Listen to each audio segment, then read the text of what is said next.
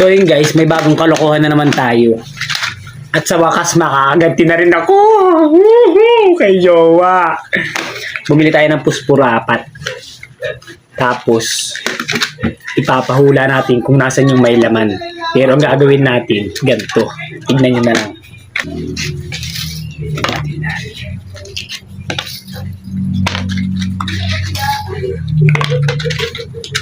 Iiwan natin yung isang may laman. Pahuhulaan natin kung nasan yung may laman. Siyempre din naman yung mahuhulaan. Kasi nga na dito sa kamay ko. Kaya pagdampot ko, ano ba to? Pagdampot kong ganyan. Ganyan. Ito yung may laman. Yan. Basta ganun na lang yun. Ang hirap ipaliwanag. Kayo nang bahalang tumintindi mamaya. Basta malaga. Makakaganti tayo. So yan guys. Magja-jacket lang tayo para di niya makita kung nasaan. Ito. Yun. Lalagyan natin dito sa gilid. Yan. Yun. Yan, dito. Mimili lang siya.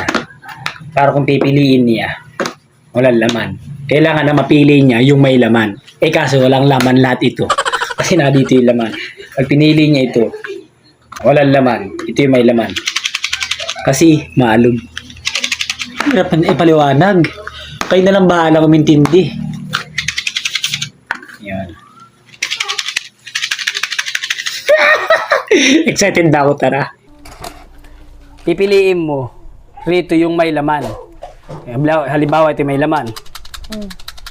Pag napili mo, pagkakataon mo na akong paluin ito. Hanggang yung utak.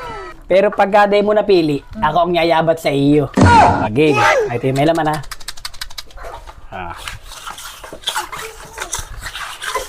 Pili. Dito yung kono. Di pala naman kasi. Oh.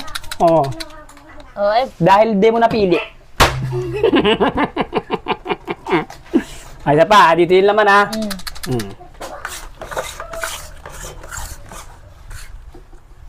Pili.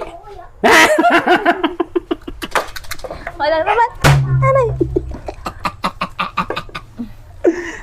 Isa pa. Ito yung laman, ha?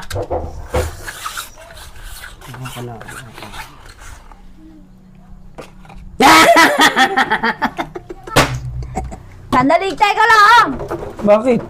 Madaya ka. Teka. Ano ba yung... Bakit? Teka. Uy! Ako isa-isa to. Pag manggala, nakadali ka sa akin. Aba?